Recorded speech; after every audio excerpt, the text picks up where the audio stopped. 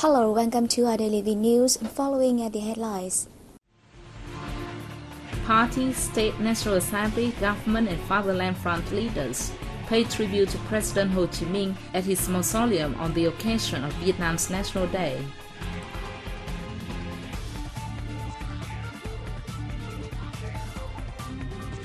Prime Minister Nguyễn Tấn Dũng highlighted the role played by foreign diplomats in promoting the country's relations with Vietnam.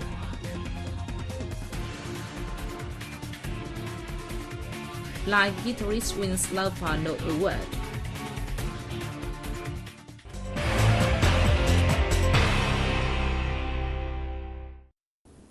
A delegation of Party, State, National Assembly, Government and Fatherland Front leaders has paid floral tribute to President Ho Chi Minh at his mausoleum on the occasion of Vietnam's National Day, September the 2nd.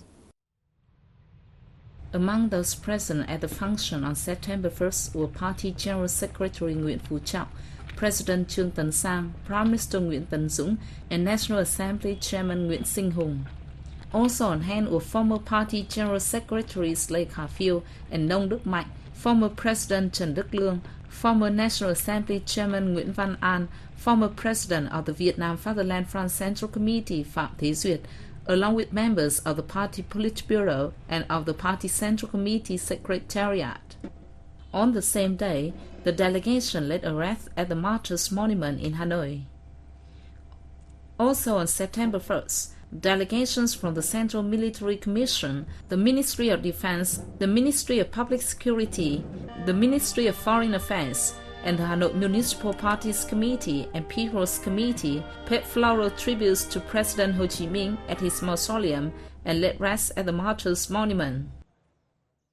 Prime Minister Nguyễn Tấn Dũng has highlighted the significant role played by foreign diplomats in promoting the country's relations with Vietnam. He was speaking at a banquet given to the Foreign Diplomatic Corps in Hanoi on August 31st on the occasion of Vietnam's National Day. Prime Minister Dũng thanked governments and people worldwide, foreign ambassadors, charge affairs and chief representatives of international organizations for their valuable assistance and effective cooperation with Vietnam. The relationship between Vietnam and the international community has seen new developments, he noted. With the motto, a trustful friend and partner and a responsible member of the international community, Vietnam has been active in comprehensively integrating into the region and the world, with contributions at international forums including ASEAN, the East Asia Summit, the Non-Aligned Movement, and other forums within the United Nations. Vietnam continues to implement its pledges taken when joining the World Trade Organization, to accelerate its regional economic cooperation and participate in the negotiations for the Trans-Pacific Partnership Agreement. Venezuelan Ambassador Jordan Ucategui, who is acting head of the diplomatic corps, congratulated Vietnam on its National Day. He said diplomatic relations between Vietnam and other countries are developing with the opening of new foreign embassies in the country and the establishment of Vietnam's diplomatic agencies worldwide. In addition, Vietnam has set up bridges of friendship, solidarity and cooperation with many regions, the diplomat said. He added that this active diplomatic policy is attributable to Vietnam's position as a trusted partner and a responsible member of the international community with commitments of international integration, peace, cooperation, development and multilateralism.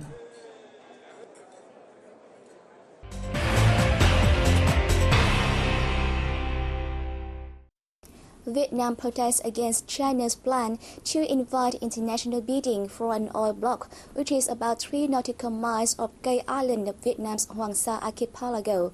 Foreign Ministry's spokesman Lương Thanh Nghị said on August 31st. Nghị was responding to media inquiries over China National Offshore Oil Corporation's call on August 28th for international bidding for 26 oil and gas blocks, including the 65-12. Nghị said the action has seriously violated Vietnam's sovereignty towards Hoàng Sa, gone against common possession of the two countries' high-level leaders and the declaration on the conduct of parties in the EC, DOC, signed between ASEAN and China in 2002. He also described the action as unlawful and declared it null and void, and said Vietnam requests China to cancel it. A group of nearly 40 victims of Agent Orange worldwide and those Japanese affected by atomic bombs aboard Japan's peace boat joined in an exchange with Vietnamese Agent Orange victims in Da Nang City on August 31st. At the event, the participants shared the pain that the Agent Orange victims suffered during the war and encouraged each other to overcome difficulties in their daily lives. The same day, over 300 young people from the locality and peace boat engaged in a cultural exchange where they had a chance to enjoy traditional music performances. Since 2007, the peace boat has mobilized nearly 500 million Vietnamese dong in aid for Agent Orange victims based in Da Nang City, where it's chosen as its regular destination each year.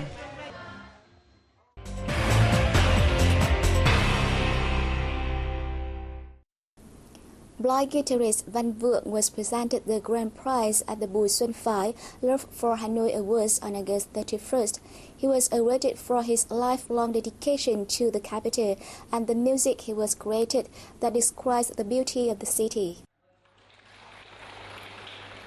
The work prize is awarded to author Nguyễn Ngọc Tiến for his two books Đi ngang Hà Nội, Walking Past Hanoi, and Đi dọc Hà Nội, Walking Along Hanoi. The books are based on research into daily lives of Hanoi inhabitants.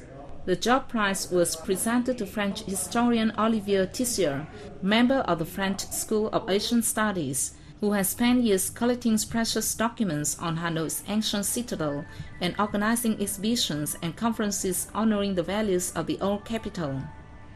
The Idea Prize was awarded to a group of experts from the Co Loa Vestiges Preservation Center who wanted to restore the week-long Quang Triều Color Lantern Festival that used to be held at the Thăng Long Imperial Citadel. The awards were established in 2008 in honor of painter Bùi Xuân Phái, 1920 and 1988. They were organized by the daily Thể thao and Văn hóa newspaper of the Vietnam News Agency and the Bùi Xuân Phái Fund.